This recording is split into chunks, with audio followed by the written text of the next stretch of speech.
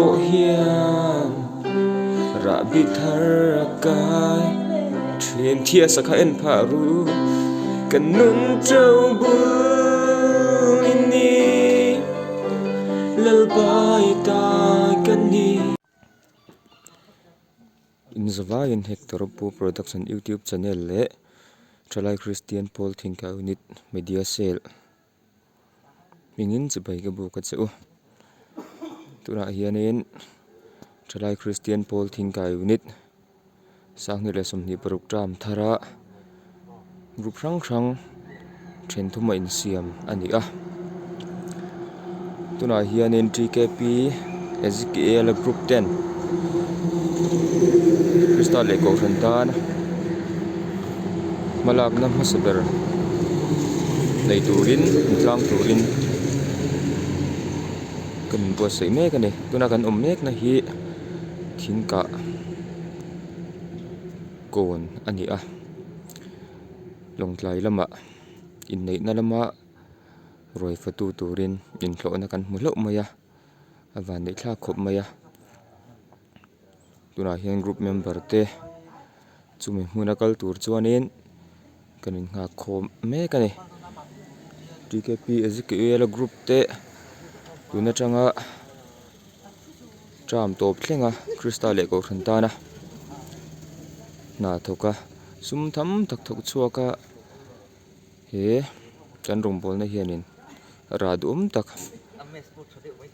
TKP ya mei ni lo ko thana khotlanga chuat ngei thena turin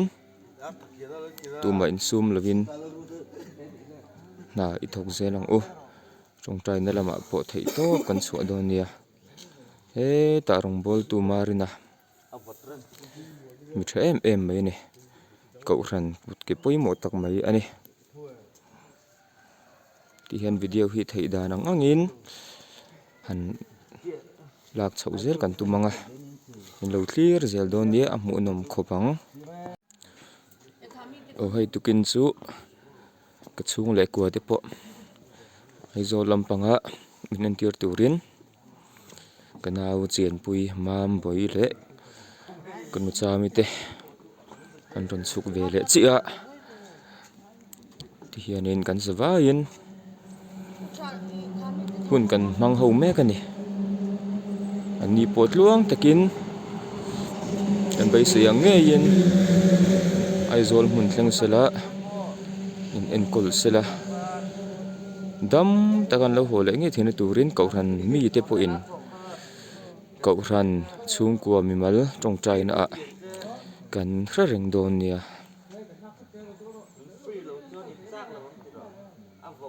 apoi mo ber ero chu taksadam na ai ma in tharau dam na kha kan tun lai khovela chu na poi mo ta ne chumi lam zo ka chun kan rilru kan ngai tu na te pang ne sa ila kan thi huna khoi ange kan kaldon ti in kan kal na mun tur dik tak zok thlang thie mila ring tu te kanin bo sei angai ni khovel hi thato lo em maya khovel hi chu bo ral le mai tur ani a chuwang chun chatuan hmun van ram thling ngai thei turin kan upat le na panglam lovin pathian lama thei to pa arong bol na konga kanin man angai ani engkim kan ti hi kan nun hi pathian ro puina tur zel lo ni ro se o doctor thang te po LDC sanitation motor nen aron thlengta comment chu kan fai don hle ni o tuna hian kan tlan chuak me kan ei doctor thang te hoin bem thar veng kan tlan pel tre pa ko chung kan chu san tre pa ni e motor kong pui hi ABCI malak na in thatak mai kan nei to hei hianin khopui thingtlang thleng poin ma min ti sonin min chei em em ani alom khop mai en kol chun zom kong a pho long tlai mi puite thiang bim na nei na thei top chua ta thok zel turin kan som le bok ani hạ thao cái ta đủ quỳ thế hôm nay gần cỡ này chỉ cái phim bật sờ liên tục vậy mình thì quân tí là anh chỉ riêng thầy lâu tốt phim em vào con đi tiếng ô tôi nãy hiện electric van gần xem tổ này trong trai là gần này lốc đồ rồi này trong trai là gần này rồi là gần chân để mà đồn anh ấy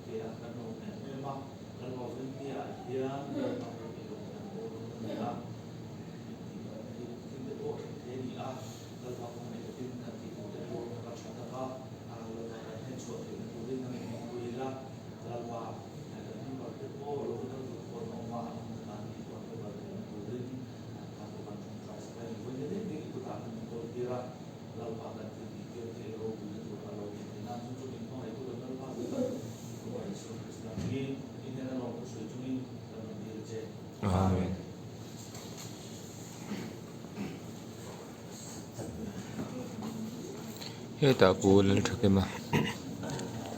kan DKP Vice President le group ex officio ani he ta ku chante group assistant secretary ni a chuan he ta tangwal boya group secretary ani a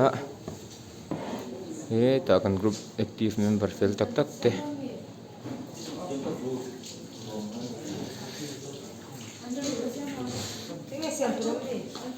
Dulama remi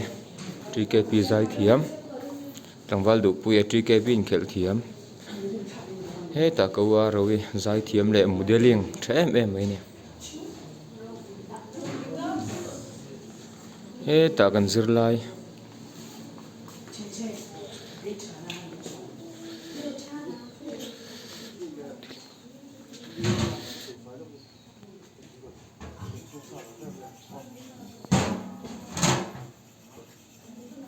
thuộc lệ phút tầng ô tụi nọ chuan quân làm á cần rồi sa tuổi ber chân turin cần chuộc đồn anh chấm tệ cần kena hi cheng zaman nula STL som liani thinka ST store tu nei tu nu dora ka lei ni trăng kai pui khop mai cái tên cần sẽ chân tour silfai sa diam to ni a tal sa diam ni to boka hetia chan som ringa thini to mai don ani he ta tlangwal jemuan sang puya kum tin dana group leader atanga tla thailo group roi to fel em krista le ko thanta na tangkai le lalpa mi man em ka thian tlangwal te boya ani chanchin soi turanga khop mai tuna chanang o boi po fel thin mangi a group roi tu ni tlen don le to kani ole kan chan zo ta he lom khop mai chen he lampanga hian ei rang bom na lampanga kan le me kani kan chan sa ho te le cho te le tuilum kan mu turang ha lai a hianin kan boi pui ani he ta ka pu chum thiam em mai nun tel pui le the kan lom tak zet mình lại túi thì tập mình cần này đâu này ê tan vọc sa bồi hậu in nó sẽ tập mình cần đây à Krista lại có chúng ta đi chọn bồi khắp bồi mi rồi ê làm mà cần nuôi lắm cần tâm rẽ ngó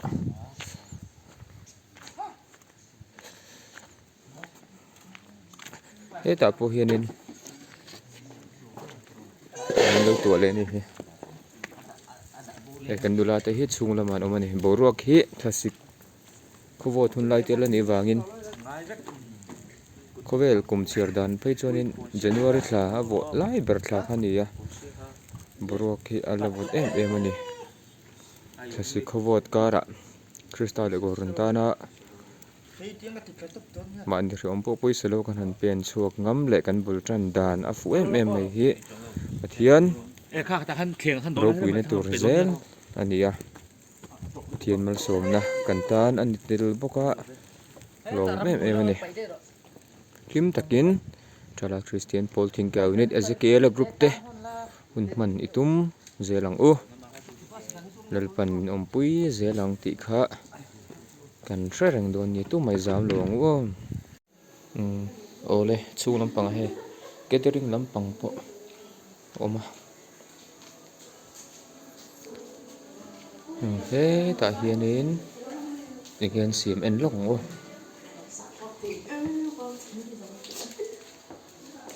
o kan committee pakhatina kan agenda pass khan vele le kan chhun zo mangai lo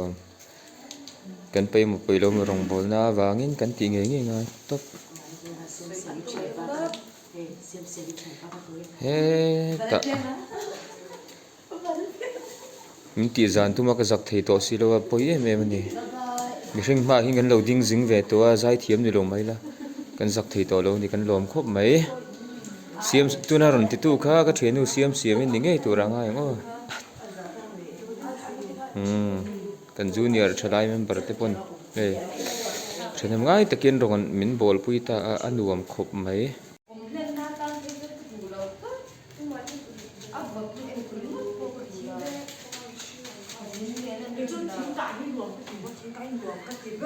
very good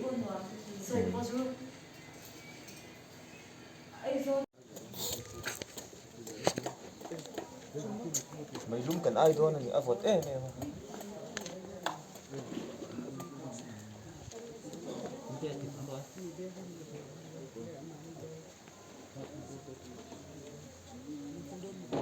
mai bỏ lần nhá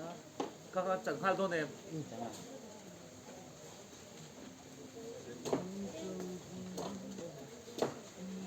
lăng mi lo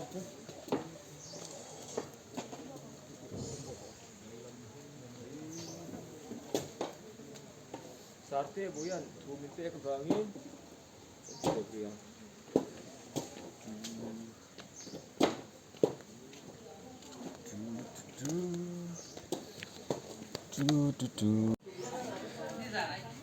tu na hian jing cho kan ai do na ni puar takin kan ai yang ti sa le thlara wa kan lo than le na kan lo chak deuh deuh theinan video hi chip cher thei don lo ma sela akim theyang ber tura rom han le da that kan tum don ani tuna hen ki ma hoin kan ayang ani le ri photu am kan gathering how to te master chief le assistant master chief te tuna hian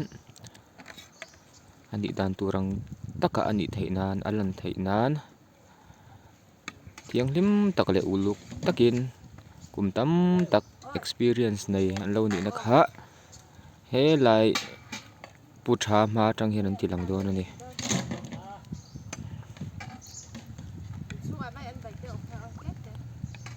in zing khom na ni tura kan nga ya nei te roi tur kha ni a ti hian thlai lama barong kan bol chhozel don ni tonan jing chaw kan ei kham a kan ha dam ri me kani bani hun nuam tak mai hun lim om tak mai ani a in rem tak le in lung rual taka tong kam le kan engkim mai thiang hlim taka rong bol chuwa kan ni na tilang thei tur pathian thil ti theina kan nu na tangin lora chuak ro se engkim hi pathian wang pathian thil ti theina awanga in din lo om le nung che thei kal thei engkim mai hi pathian atang lo chon eng ma ani lo ani khu tilai kan hmu mek khu eu si veng long tlai khani a mun poimo tak mai ani a chan chu long tlai go down poimo tak mai pakhat om na ne khu ta in cham sei duai khu ani a bu fai kan lak na berani tin anung che khu bikin khu elike bike eu si lama kau ran bikin khani a tina pia a son a khuan pokon ti theyang chu bisim kanana bikin rel me kha a umbok ane tina chakvel zong zong ade bosan school poimo tak mai kha chho bok ane chuanin a hla tham deuh hleka i han zoom do ni la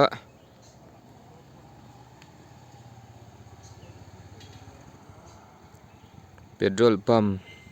pokha om ngei mai amaro chu he tilai kan ma a thingzar na tam tak nei hianin a hle khu ri tleta wangin a hmu thei lova alang chengcheng chau ani anuam khup mai o sarhia te hi sarhia di puarem ole sarhia ta hawa group khat kan han ni le thei hi ke taktan po hianin mal somna pathian mal somna wana tang ron plasi lo mu thei ni in ka ria ka lom khop mai han kal rem chang ta ka chuanin helai mun pui mo tak mai hi han fan ve a han kal let te po kha tulin hriat na kanaya ilang vele zoi don ni helai hi kan muang hian chief medical office longtlai ani a longtlai district biga chuanin how to pa ber specialist bertina ni mai chu dan office poimo tak mai ni angin office staff ten kai ni chuan hei kan ma hian district hospital longtlai fiber loman din hun la hial thei khopa mizoram pum huap po a dumdo in lar khani a timhing thakop mai longtlai district ta hian dam lo natna nei te tharau lam dam na an pa thei che lo ni po in anti sadam dan thei top chu in medical staff doctor nurse tale thok tu fel tak tak te tinge kan tiang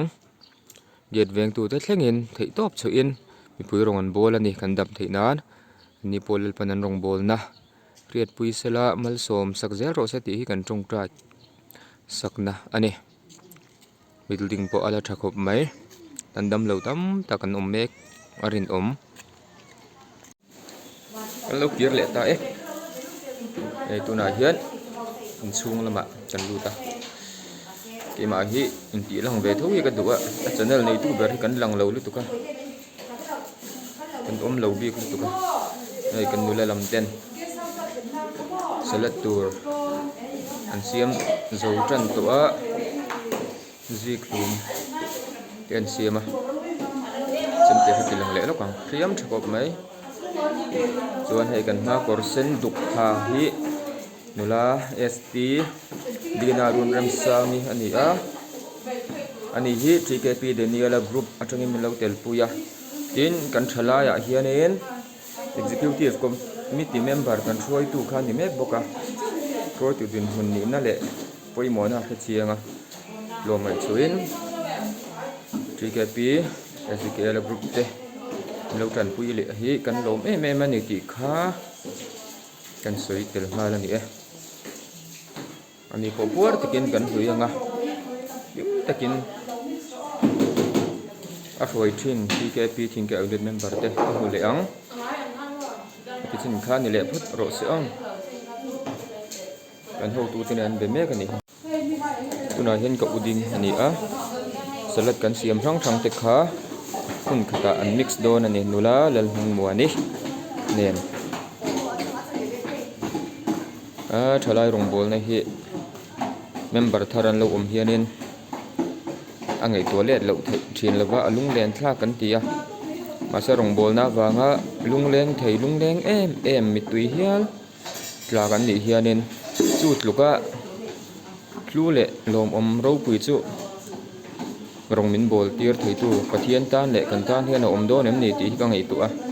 midang ril ruwa pho chiang chu lang sela chu chiang a lung len wong thei na tur khop rong bol na chu ke ni thalai te hian thei top chuwa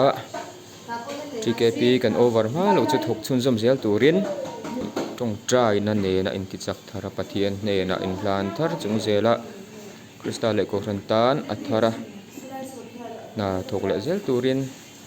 kan cha tak meu ani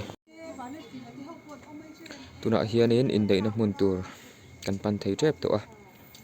ai catering lampang pokin pai fel thap to a tuna hian motor de uchi kan ngak to ni in alang ani choi kham lama te po kan group member mi thar an lo kalbel zel boka he atir lam ai kha chuanin kan pun bel viau to an tho ho na le kan rong bol na achak tha a bu anuama hete po hilung teleng tu tur tho ani a chuwang chuan ke hianin kan lung len na pianga kan thlir le thei tan da that reng turin ke pona him reng theinan thei top ka chu bokanga hector pu production YouTube channel a kan da tha reng don ani he tan kan throi tu nu pakhat aron thlenga choi kham lama mi ni a nula kel rin tluangi tkp SKL group treasurer thar khani a ani hi in chung khur le sumlak lu na konga thei top chua chung ko mangai em thin tu ani a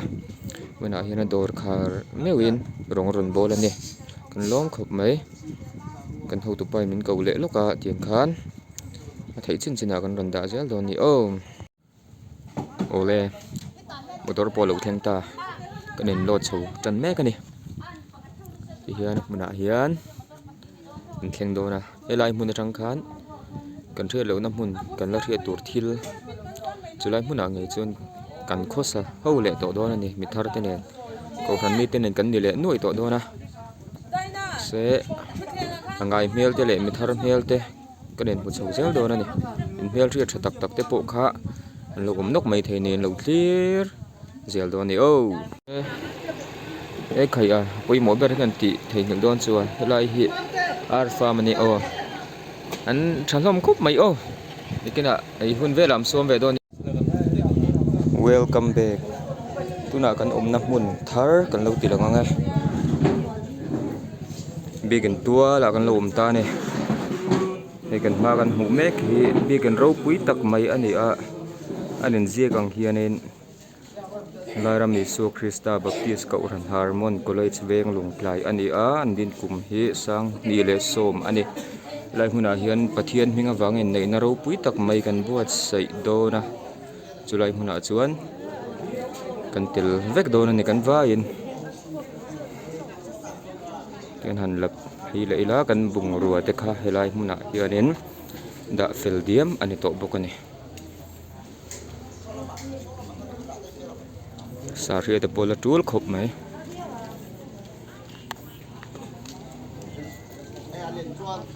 Miss Kim Kimi kan veng nula kan mu lau mai kan entlar nu lom khop mai he ta tlangwal zo din a TKP Peniel Unit Finance Secretary por nin khom do ni Miss Kim Kim lo bye bye ve lo ro zo din a po lom me an kau than din hun en lokang đủ tơ ở đây hi poi mo le veo mai an je ka hi kan chiar le lo ko nge ka veilam pang hi la ram Isu Krista Baptist ko han mai chapol Golden Jubilee sang khajkos somsari pahni tanga sang hile somni pahni July ni somni panga March sang hile somni pahni a khan an lo ma pathian roina tun din hun an han thleng hi kan lom pui khop mai ne Krista le ko than tan chan sin tha mi tin tan ti bokin kal zel ro se eta hian alai holin an ziaka lama kan throi tu boy pa si men throi tu lal pa ni tina ningai tura kan nga ya phun tu hi LKBKHP Harmon Unit College Veng Longklai ti ni a phun ni hi ni thani sang ni la som ni pat ni ane tin he lampanga hianin alan tar vele boka Lairam Isu Krista Baptist Kauran Thalai Pol Golden Jubilee sang ko somsari pahni tang ni an lom na tri reng ne tur monument khalo ni vele bokane an je ke hi kan chiar thale anga ke ka cha a chun pathian nei hi atha ke tan ero zong pathian nei hi tha tina ni tura kan ngai ne sam number somsari pathum chang somni pariat krile krifa bu cha ti chu mizo tongin Krista le ko thon dan tina ni a MTKP nen hianen kan thu pui hi a in ang chi ani ti kha kan thadon ni phun ni hi ni somni pasari thani sang hela somni pahni Harmon Unit Thalai Pol ti ani ka soirang de umai the ril ru hi man mo de thina ti tur atama so tilama sun photo booth le mau motor poron thlang abahan moi le te lul em kan ta ni lawa chan moi pol takan ni le ni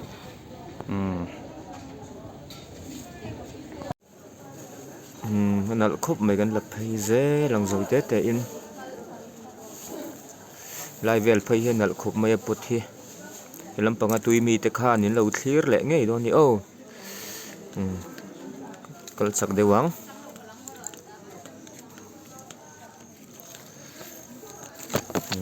tiar han su ve deuh nuai sila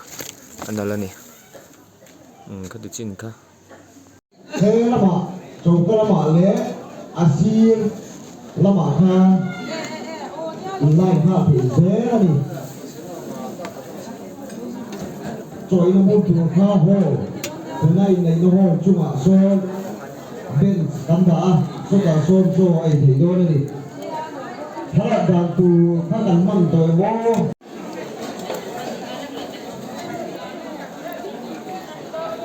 人家交流個用心嘅就話啦，佢個人家交流個用心嘅啦，佢就要懂得慢慢出來鋪墊，啦佢咪咯你。na hianin kan choi na tur mun lam zinga kan tuan na khan kan kir le don ani hian angai om don hle mai lai hun po hi kala khat le don sia ma se ring tu te chu kan sei fo ang khan kan thlen phak lo ram te hi pathian ni min thlen phak tir thei la tani ti hi ring tla tila hilai hmuna te po hian in khom na hun thatak mai ke ma hoin kan la nei mấy thế xin thì khá rin nó nung bây giờ nó sáng tắc cần nãy rất nà nè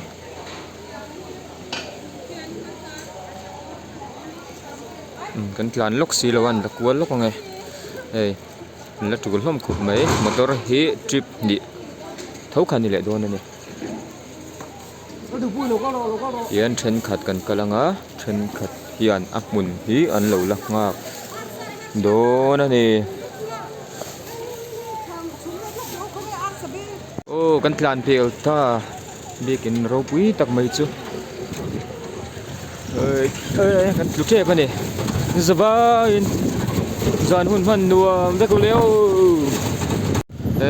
voina po hirin rong bol na wang thoin I love long tlai chu mun kan thleng le tatlat mai le rong bol na hian in min thleng tir non ot do na ang le mai I love long tlai bye bye o kan lo kal yang o